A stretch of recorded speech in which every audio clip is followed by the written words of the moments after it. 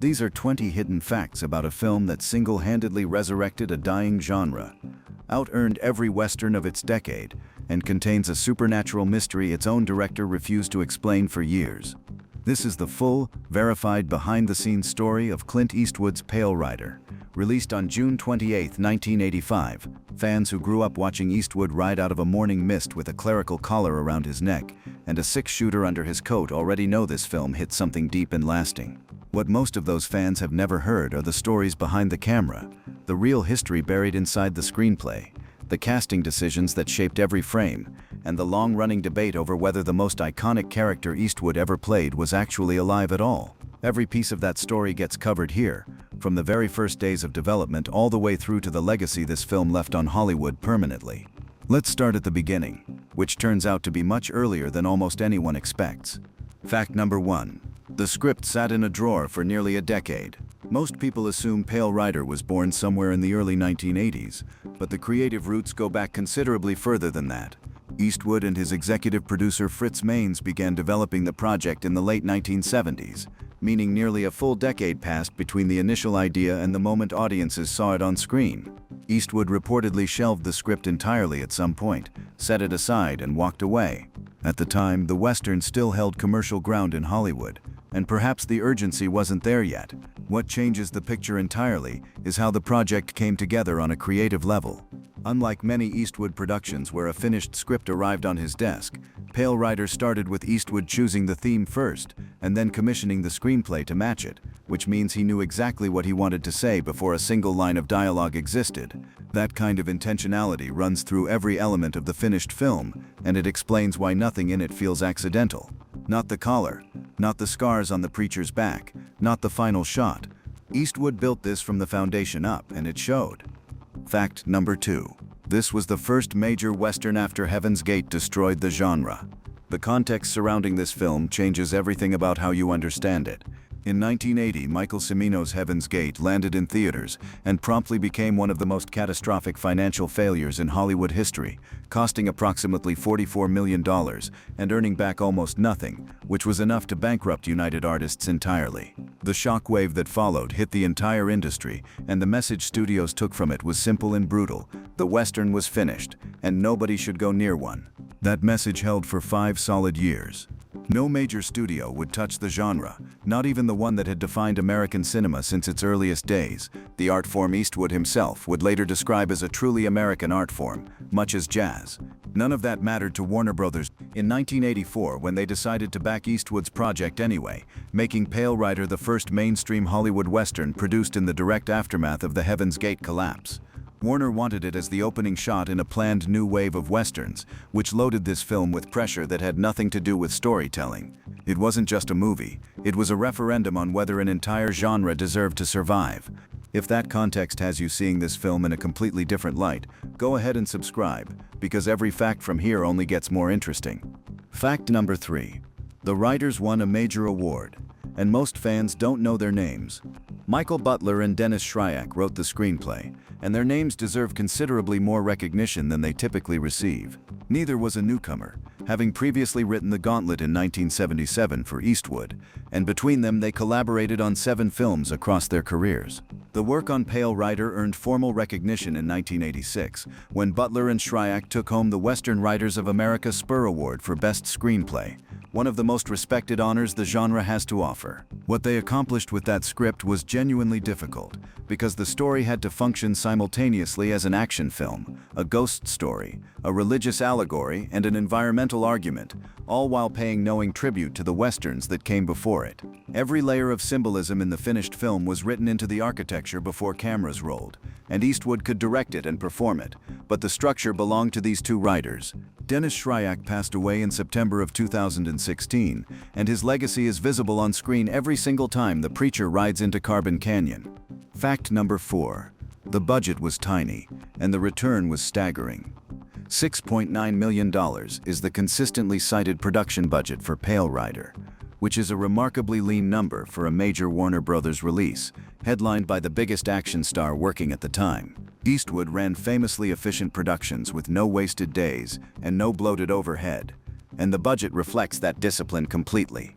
$9,119,000, $111 came back in the opening weekend alone, which meant the film recouped its entire production cost before the first Monday morning box office report was filed. By day 10, the domestic total had climbed to $21,553,618, breaking Eastwood's own previous personal 10-day record that had been set by Tightrope.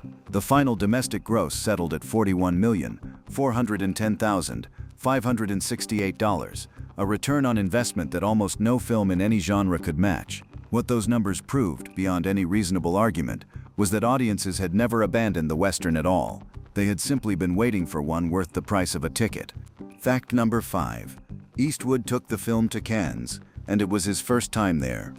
May 13, 1985 brought Pale Rider to the 38th Cannes Film Festival, where it screened in official competition for the Palme d'Or under a jury presided over by Milos Forman. The palm that year went to Emir Kusturica for When Father Was Away on Business, and Eastwood left the competition empty-handed. The award, though, is not the story here. 54 years old at the time, one of the most famous people on the planet for nearly 2 decades, Eastwood had never once attended the Cannes Film Festival before this moment. He showed up not with a routine studio production, but with a Western, a genre the international film community had largely written off as commercially exhausted and artistically thin. Sitting for interviews on the Croisette while talking about the Western as an art form, with the same seriousness usually reserved for Bergman retrospectives, was itself a position. Eastwood received an honorary Palme d'Or from Cannes in 2009, 24 years after that first visit, but the relationship between this director and that festival began with Pale Rider and A Horse Named After Death. Fact number 6. Eastwood left Westerns for exactly 9 years, and his reason for coming back is worth hearing. The Outlaw Josie Wales opened in 1976 as the last Eastwood-directed Western for nearly a decade, with Pale Rider arriving in 1985 to close that 9-year gap. Between those two films, Eastwood directed comedies, thrillers, war films, and dramas, but not a single Western, and the return when it finally came carried a level of intention that went well beyond commercial calculation. Speaking to journalist Tim Cahill for Rolling Stone in 1985, Eastwood put it this way: "One of the earliest films in America was a Western, The Great Train Robbery. If you consider film an art form, the Western would be a truly American art form, much as jazz is. Now I think it's time to analyze the classic Western. You can still talk about sweat and hard work, about the spirit, about love for the land and ecology." In a separate interview, he offered an observation that cuts straight to the point. It's not possible that The Outlaw Josie Wales could be the last Western to have been a commercial success. Anyway, aren't the Star Wars movies Westerns transposed into space? He was not wrong on either count, and he was clearly not willing to let the genre die without putting up a serious argument for its survival. Fact number 7. The biblical text in the film is real, and precisely chosen. The opening sequence of Pale Rider intercepts 2 things at once: riders destroying a mining camp with brutal efficiency, and a young girl named Megan Wheeler reading aloud from the Book of Revelation. The text comes from chapter 6, verses 7 and 8 of the King James Bible, and the words are, "And when he had opened the 4th seal, I heard the voice of the 4th beast say, 'Come and see.' And I looked, and behold a pale horse, and his name that sat on him was Death, and hell followed with him." Butler and Shriak pulled the verse directly from Scripture, trimming only the King James continuation about the 4th part of the earth. And that single passage does 2 things simultaneously for the audience. It establishes the genre as something beyond a conventional Western, something with supernatural weight and divine consequence, and it tells you exactly what the character arriving in the next scene actually represents. Earlier in that same sequence, Megan recites Psalm 23 over her dog's grave, then looks up and says simply, "We need a miracle," and the preacher arrives in the very next scene. The screenplay is structured as an answered prayer, and the answer, read carefully against the scripture chosen, is Death himself riding in on that pale horse. Fact number 8. Eastwood confirmed the preacher is a ghost, and he said it plainly. Years of fan debate about whether the preacher represents a supernatural figure or simply a mysterious human stranger came to an end when Eastwood addressed it directly in an audio interview. His exact words were that the preacher is an out-and-out ghost, with no qualifications attached, no artistic hedging, and no invitation to keep the question open. A ghost, full stop. The contrast with High Plains Drifter is worth noting here, because with that film Eastwood deliberately left the supernatural question unresolved and seemed to enjoy the ambiguity. With Pale Rider he chose to confirm what the film had been carefully suggesting all along.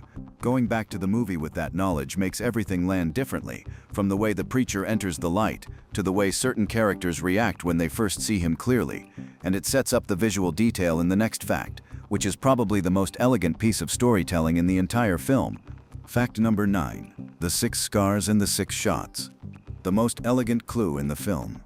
When Megan Wheeler first sees the preacher without his shirt, 6 bullet scars mark his back in a pattern that reads unmistakably as an execution. Someone shot multiple times at close range who should not have walked away from it.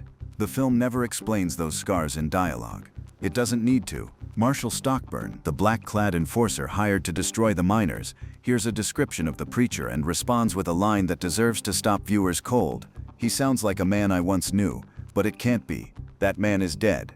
In the final confrontation, the preacher fires exactly 6 shots into Stockburn, the same number as the scars on his own back, before delivering one finishing shot.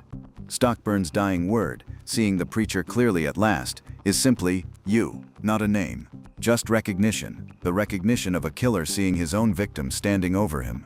6 scars and 6 shots. The preacher was Stockburn's victim all along, returned to close the account, and most viewers only connect those numbers on a second or third viewing. That is quiet, patient, nearly invisible storytelling, and it is the kind that lasts. Fact number 10.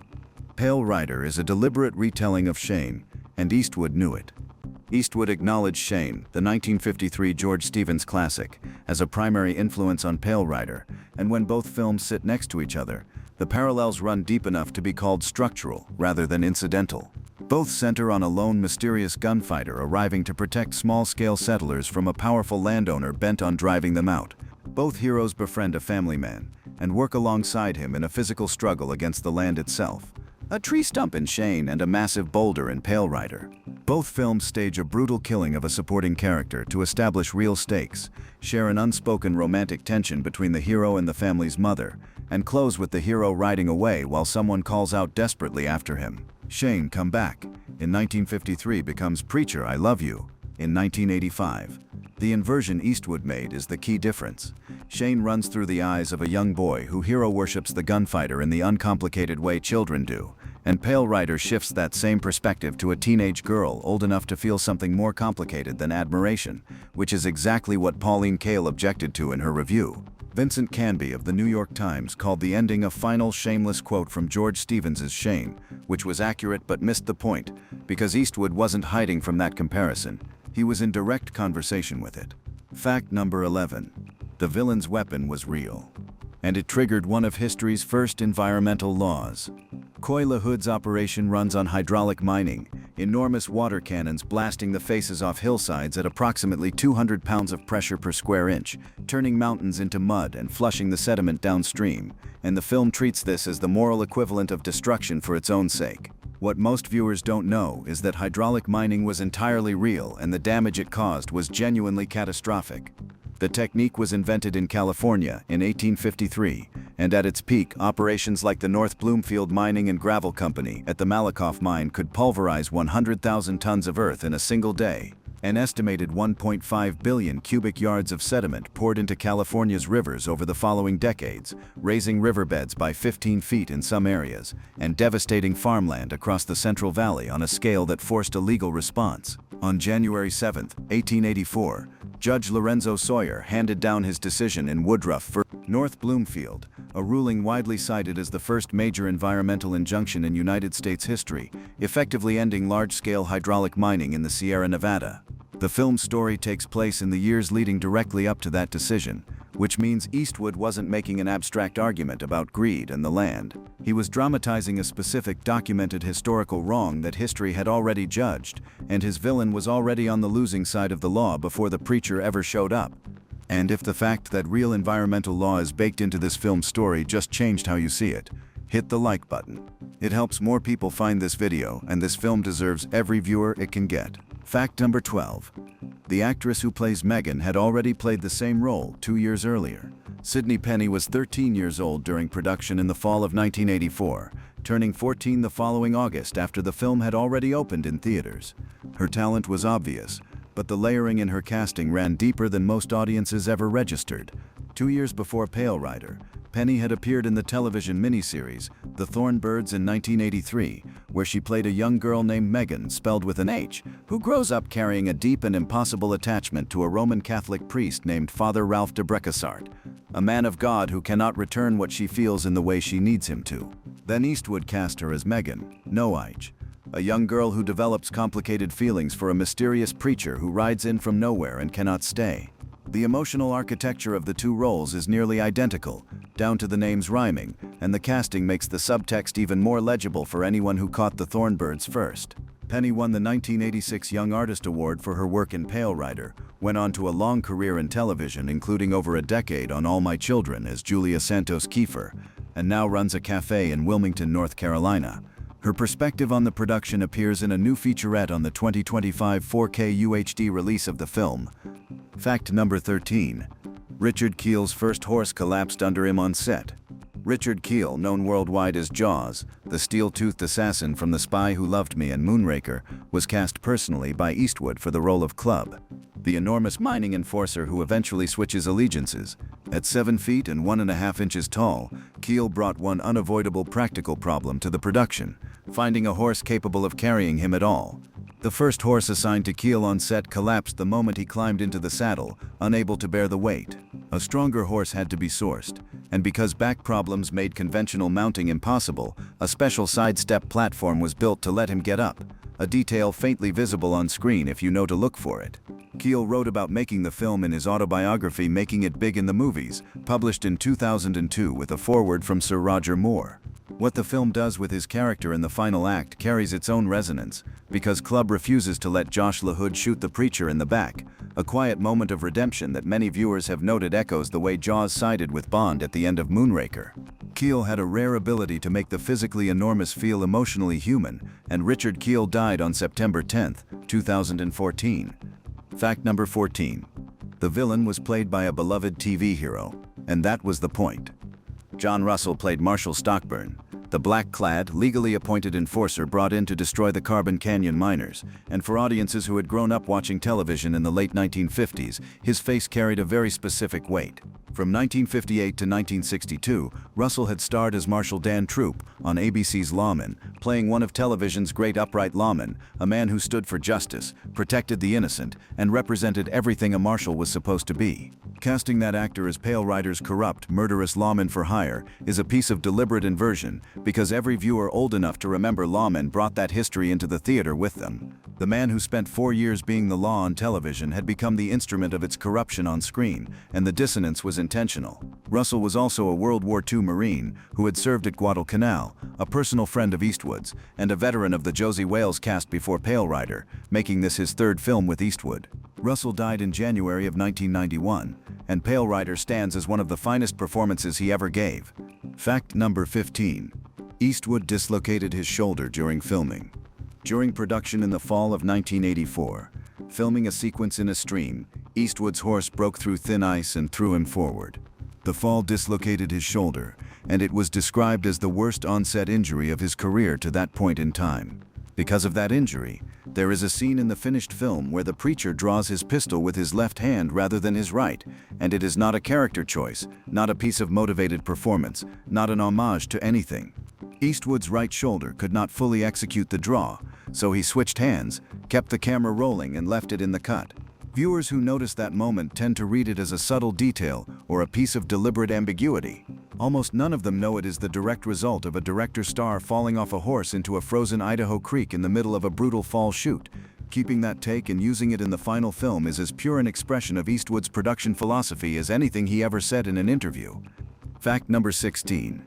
The train station was later used in Back to the Future Part 3.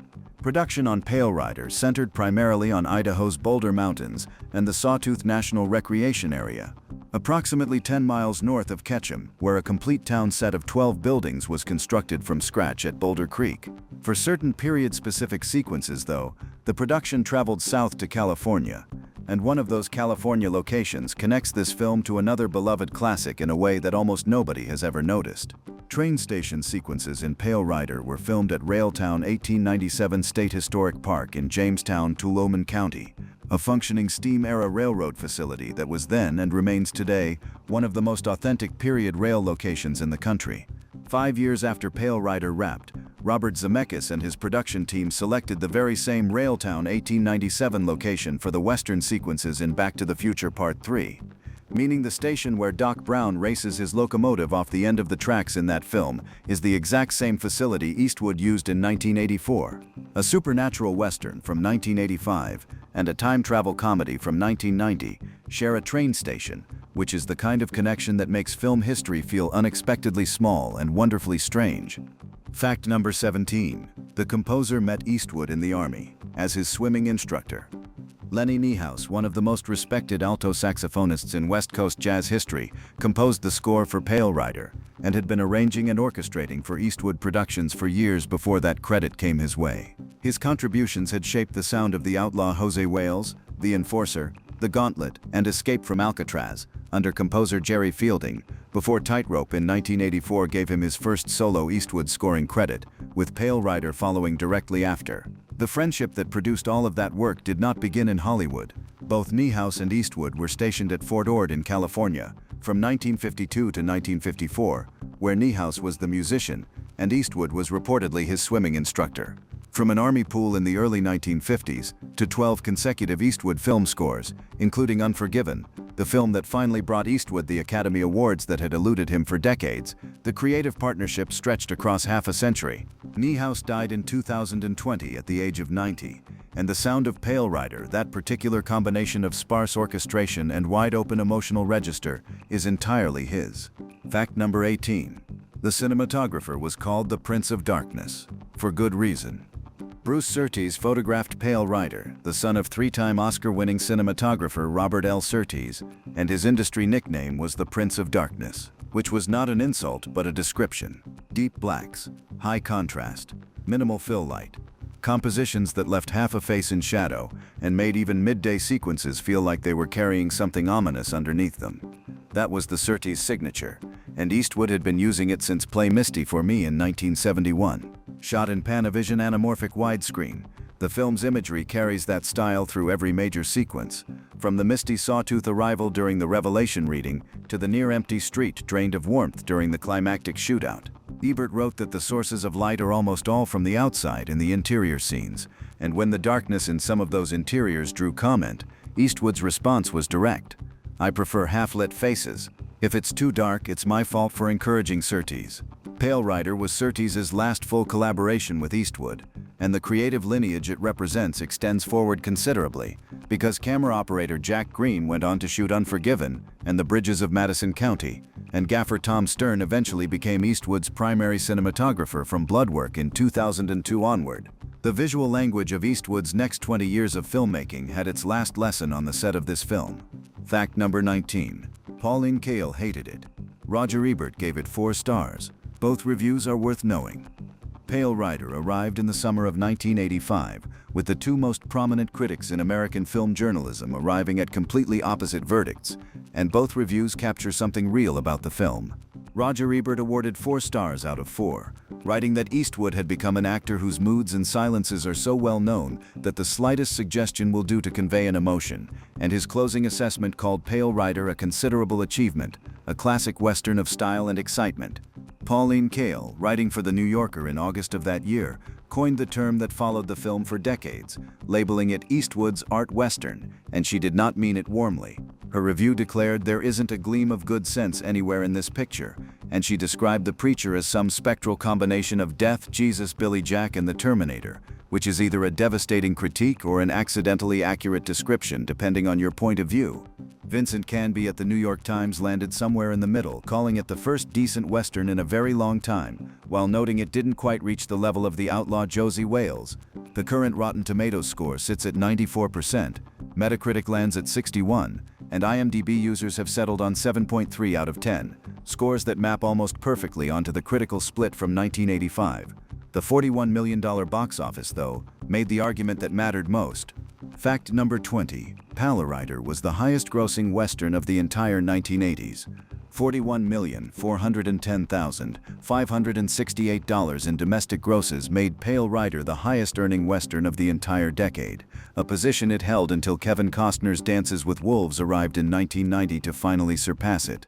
No Western released between 1980 and 1989 came close to matching those numbers, Lawrence Kasdan's Silverado opened roughly 2 weeks after Pale Rider in that same summer of 1985 and earned approximately $32 million, and both films together accomplished something that individual box office figures alone can't quite capture, because together they proved to every studio that had written off the genre after Heaven's Gate that the audience was still there and still willing to show up. That proof cleared the runway for Young Guns in 1988, for Dances with Wolves and for Tombstone in the early 90s, and for Unforgiven in 1992, the film that finally delivered Clint Eastwood the Academy Awards he had spent decades earning. Unforgiven does not get greenlit without Pale Rider. The genre does not survive without Pale Rider. Every Western made in the 30 years that followed owes something to a script that spent the late 1970s sitting in a drawer, waiting for exactly the right moment to ride. 20 hidden facts about a film that most people have seen, and very few have truly known. A screenplay that gestated for nearly a decade before cameras ever rolled. The documented history of hydraulic mining and the first environmental injunction in American legal history, folded into the plot as something more than atmosphere. A ghost story confirmed by the director himself in plain language. A biblical verse chosen word for word. A composer who first met his director in a military swimming pool. A cinematographer called the Prince of Darkness, whose visual philosophy shaped everything Eastwood made for the next 20 years. A borrowed train station that would carry Doc Brown into the Old West 5 years later. A casting choice that quietly ran a beloved television lawman's entire identity against itself for maximum dramatic effect. And a final box office number that made the argument for an entire genre's survival when no other argument would have been enough. Pale Rider arrived at exactly the moment it needed to, and it delivered exactly what the moment required. The more you bring to it, the history, the sources, the production details, the symbolism, the more it gives back in return. A film that rewards the kind of attention most films never receive. If these 20 facts have given you a reason to watch it again, or to see it clearly for the first time, then that is exactly what this video was for. Making it to the end of this one means you are exactly the kind of film fan this channel exists for, so subscribe and hit the bell so you never miss a video like this one. Pale Rider turned 40 years old in 1985. Ask us and it has only gotten better with age. We will see you in the next one.